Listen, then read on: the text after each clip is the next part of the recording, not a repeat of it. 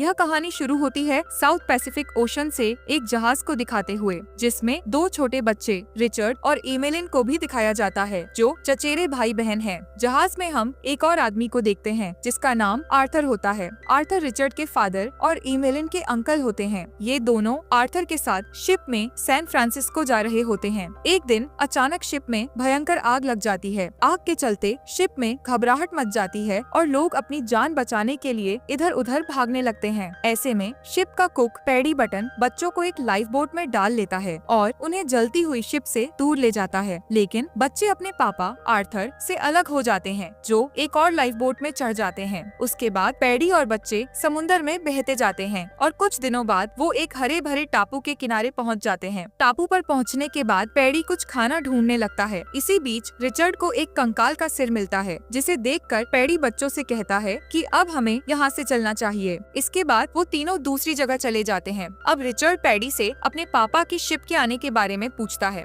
जिस पर पैडी बताता है कि उनको आने में अभी कुछ दिन और लगेंगे। दूसरी तरफ हम देखते हैं कि एमेलिन पेड़ से तोड़कर बेरी खा रही होती है, जो जहरीली होती है। पैडी ये देखकर एमेलिन को वो बेरी थूकने के लिए कहता है। आइलैंड पर पहुंचकर पैडी बच्चों की देखभाल करता है। अब उनका जीना इसी आइलैंड पर है। पैडी बच्चों को जिंदगी के नए तरीके सिखाता है। पहले तो उन्हें यह समझाता है कि उन्हें खाना कैसे ढूंढना है। आइलैंड पर काफी प्राकृतिक रिसोर्सेज होते हैं, जैसे फल, पानी और छोटे जानवर। पैडी बच्चों को पानी जमा करने का तरीका भी सिखाता है, ताकि उन्हें कभी पानी की कमी न हो। इसके अलावा वह बच्चों को अपना शेल्टर, रहने का स्थल भी बनाना सिखाता है, जहाँ वे रात को आराम से सो सके। एक दिन पैडी को टापू के एक कोने में खून से लथपथ पत्थर की एक पुरानी मूर्ति मिलती है, जहाँ प्राचीन समय में शायद इंसानों की बलि दी जाती थी। यह देखकर वह बहुत घबरा जाता है और तुरंत भागकर बच्चों के पास आता है और उनको उस जगह से दूर रहने की चेतावनी देता है। रिचर्ड पूछता है कि हम वहाँ क्यों नहीं जा सकते। तभी पैडी उन्हें बताता है कि वहाँ एक मानव भक्षी रहता है और उस जगह का एक पुराना राज है। वो लोग इंसानों को मारकर खा जाते हैं। एक दिन पैडी को एक पुराने डूबे हुए जहाज से एक रम या विस्की की बैरल मिलती है, जो समुद्र के किनारे तक बहकर आई होती है। इस रम को पाकर पैडी उसे पी लेता है और नशा कर लेता है। अगले दिन सुबह जब बच्चे उठते हैं तो वे देखते हैं कि पैडी वहाँ नहीं है और पैडी को ढूंढने लगते हैं। तभी रिचर्ड अपनी दूरबीन से पैडी को देख लेता है, जो टापू के दूसरी साइड जा चुका था।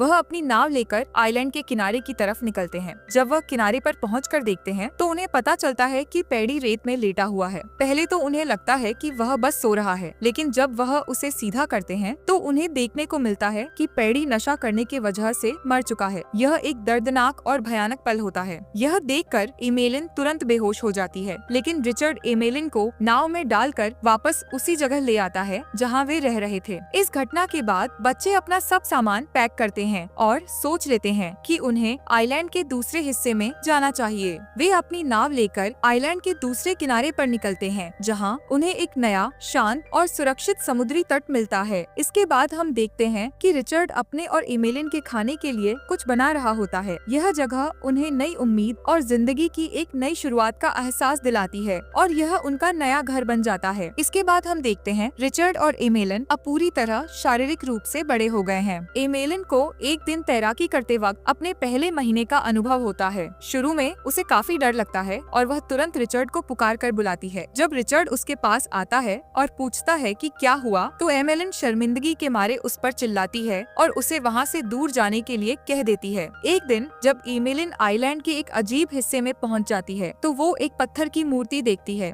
इस मूर्ति को देखकर एमेलिन को लगता है कि यह जगह कोई पवित्र स्थल है। यह समझकर वो वहाँ प्रार्थना करती है और बाद में रिचर्ड को बताती है कि बूगीमैन असल में भगवान है। एमेलिन और रिचर्ड दोनों अक्सर अपनी पुरानी जिंदगी, अपने घर और सैन फ्रांसिस्को जाने की बात करते हैं। कई सालों बाद एक जहाज आइलैंड के पास से गुजरता है। जब जहाज को देखते हुए एमेलिन को यह मौका मिलता है कि वह अपने सिग्नल फायर को जलाए और अपने आप को बचाने का एक और मौका दे, तो वह सिग्नल फायर नहीं जलाती। जब रिचर्ड को पता चलता है कि एमेलिन ने सिग्नल फायर नहीं जलाई, तो वह उससे गुस्सा होकर कहने लगता है कि तुमने सिग्नल फायर क्यों नहीं जलाई। एमेलिन गुस्से में उससे कहती है कि यह आइलैंड ही अब उनका घर है और उन्हें यहीं रहना चाहिए। रिचर्ड को लगता है कि एमेलिन ने अपने सपने को मार दिया है और अब वह इस आइलैंड में जीने का फैसला कर रही है, जबकि वह अपनी पुरानी दुनिया को छोड़ना नहीं चाहता। रिचर्ड और एमेलिन के बीच नफरत और गुस्सा बढ़ जाता है। एक दिन रिचर्ड गुस्से में एमेलिन से कहता है कि वह कभी अपना फैसला नहीं बदलेगा। एमेलिन भी अब अपनी तरफ से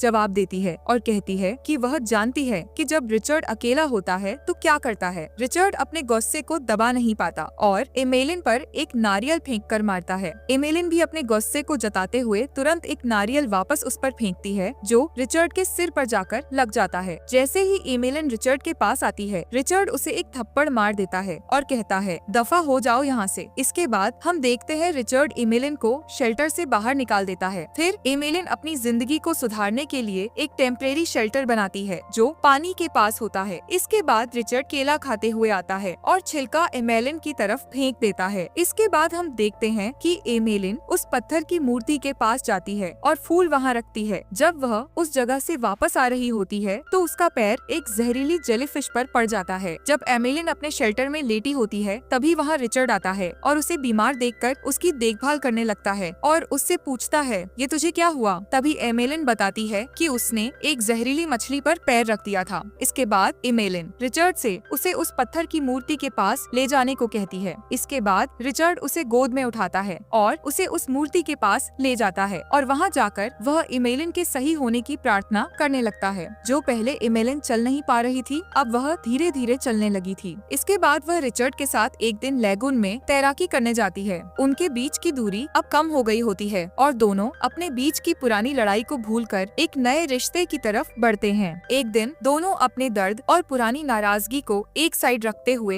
एक दूसरे के साथ बैठते हैं। उनका रिश्ता अब नए रंग में रंग गया होता है। दोनों एक दूसरे के साथ पहली बार अपनी फीलिंग्स को समझने लगते हैं जब वो एक दूसरे को प्यार का इजहार करते हैं और अपने पहले किस का अनुभव करते हैं। एमेलिन और रिचर्ड एक दूसरे के साथ बेचैनी और प्यार में डूब जाते हैं जहाँ वो एक दूसरे को प्यार करते हुए समय बिताते हैं। इसके बाद हम देखते हैं रिचर्ड और एमेलिन दोनों पानी के अंदर इंटीमेट हो जाते हैं। जल्द ही एमेलिन को पता चलता है कि वह प्रेग्नेंट है। यह बात दोनों के लिए पहले थोड़ी अजीब और छुपाने वाली होती है क्योंकि उन्हें प्रेगनेंसी के बारे में कोई भी जानकारी नहीं होती। पहले तो उन्हें यह लगता है कि शायद एमेलिन बस मोटी हो गई है, पर वह शायद ये नहीं जानते थे कि एमेलिन के अंदर एक नया जीवन पल रहा है। एक रात एमेलिन अचानक गायब हो जाती है और रिचर्ड उसकी तलाश में जंगल की ओर निकल पड़ता है। जंगल में घंटियों की आवाज और ढोल की गूंज के बीच वह जंगल के एक ऐसे हिस्से तक पहुंचता है जहां कुछ लोग खड़े होते हैं। वहां रिचर्ड देखता है कि एक स्थानीय जनजाति अपनी किसी धार्मिक प्रक्रिया के तहत इंसानी बलिदान दे रही है। उन लोगों की भीड़ के बीच वह एक इंसान को मारते हुए देखता है। यह दृश्य देखकर रिचर्ड का मन घबरा जाता है और वह डर के मारे वहाँ से भाग जाता है। उसी वक्त वह एमेलिन की चीखें सुनता है और भागकर उसके पास पहुँचता है ताकि उसे बचा सके।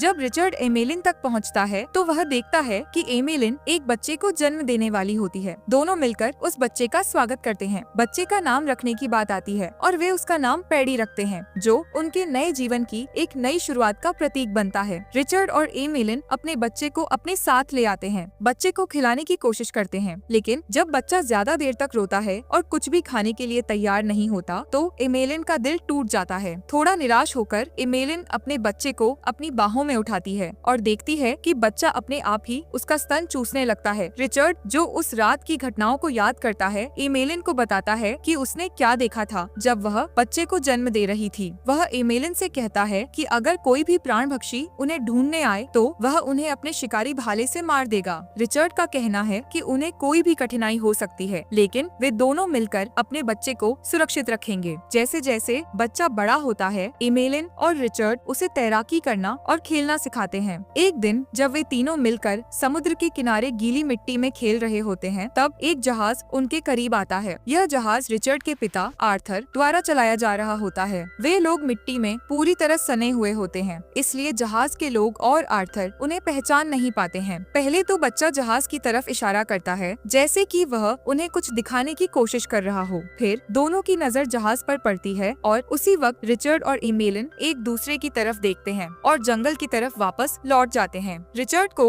एक दिन अकेला ही नाव लेकर उस छोटे से द्वीप पर जाते हुए देखा जाता है जहां पैडी बटन की मौत हुई थी और जैसे ही वह समुद्र तट पर पहुंचता है वहां रेत में पड़ा एक आदमी का कंकाल दिखाई देता है जो पूरी तरह से धूप से सफेद हो गया था। यह दृश्य रिचर्ड के लिए काफी चिंताजनक होता है क्योंकि उस कंकाल में उसे अपनी ही मौत की आबरू दिखाई देने लगती है। रिचर्ड धीरे धीरे उस कंकाल के पास जाता है और उसकी पसलियों को छूता है। जब वह अपने हाथों की हड्डियों को देखता है तो उसे लगता है कि वह कहीं न कहीं पैडी की पसलियों से उसे मिल रही है। यह चीज उसे काफी डराती है, जैसे कि वह मौत को अपने पास महसूस कर रहा हो। एक सुबह रिचर्ड, एमेलिन और उनका बच्चा अपनी पुराने घर की जगह पर जाने के लिए नाव लेकर निकलते हैं, जहाँ वे खाना और दूसरी जरूरी चीजें इकट्ठा करते हैं। इसके बाद रिचर्ड केले काटने चला जाता है, जबकि एमेलिन और बच्चा मिट्टी के पास घूमते हैं। एमेलिन बच्चा, जो अब काफी बड़ा हो गया है, वो चुपके से लाल जामुन इकट्ठा कर रहा होता है और उन्हें अपनी जेब में रख लेता है। थोड़ी देर बाद दोनों रिचर्ड का इंतजार करते हुए नाव पर वापस लौट आते हैं, लेकिन समुंदर का पानी उन्हें ज्यादा दूर ले जाता है जब एमेलिन सो जाती है। एमेलिन अचानक जागती है जब उसे एक आवाज सुनाई देती है, जो उसके बच्चे पैडी द्वारा एक छुरी को पानी में फेंकने की आवाज होती है। एमेलिन तुरंत उसे रोकने की कोशिश करती है, लेकिन जब काफी देर हो चुकी थी तो वह रिचर्ड को बुलाती है। रिचर्ड पानी में तैरना शुरू कर देता है, लेकिन इस दौरान एक शार्क भी वहाँ आ जाती है और रिचर्ड का पीछा करने लगती है। जब रिचर्ड नाव तक पहुँचने के काफी करीब होता है, तब एमेलिन अपने हाथों से शार्क के ऊपर एक छोटा छुरा फेंकती है, जिससे शार्क को हल्की सी चोट लग जाती है। इससे रिचर्ड को पानी से बाहर निकलने का काफी समय मिल जाता है। दोनों अपने हाथों से किनारे तक पहुँचने की कोशिश करते हैं, लेकिन पानी का बहाव बहुत तेज हो चुका होता है और शार्क के हमले का डर उन्हें तैरने की हिम्मत नहीं देता। धीरे धीरे उनकी नाव किनारे से दूर समंदर में जाने लगती है। समुंदर में 1 या 2 दिन बिताने के बाद रिचर्ड और एमेलिन नींद से जागते हैं और देखते हैं कि उनका बेटा पैडी अपने द्वारा इकट्ठा किए गए जामुन खा रहा होता है। दोनों तुरंत घबराकर उससे कहते हैं कि वह जामुन वापस निकाल दे, लेकिन पैडी तो उन्हें पहले ही निगल चुका होता है। यह देखकर दोनों का दिल भर जाता है, क्योंकि जामुन का खाना उनकी जिंदगी के लिए जरूरी हो सकता था। एक और दिन बाद पैडी को अपनी आंखें खुली रखने में मुश्किल होती है और वह गहरी नींद में सो जाता है। रिचर्ड और एमेलिन दोनों समझते हैं कि उनके पास अब सिर्फ एक ही रास्ता बचा है, अपने बीच बची हुई जामुन को बांटकर अपनी मौत का इंतजार करना। रिचर्ड अपनी और एमेलिन की पुरानी सोच को छोड़कर उस जामुन को बांटता है और दोनों एक दूसरे के पास लेटकर जिंदगी के अंतिम पल का सामना करते हैं। थोड़ी देर बाद एक बड़ी स्कूनर नाव उनके करीब आती है। इस नाव में आर्थर लेस्ट्रेंज और जहाज के कैप्टन होते हैं। जब नाव पर उतरकर उन्हें देखते हैं तो दोनों को नाव पर लेटा हुआ पाते हैं। आर्थर लेस्ट्रेंज कैप्टन से पूछता है, क्या ये मर चुके हैं? कैप्टन जवाब देता है, नहीं सर, ये सो रहे हैं। और इसी के साथ ये मूवी यही खत्म हो जाती है। मिलते हैं अगली वीडियो में एक और नई एक्सप्लेनेशन के साथ।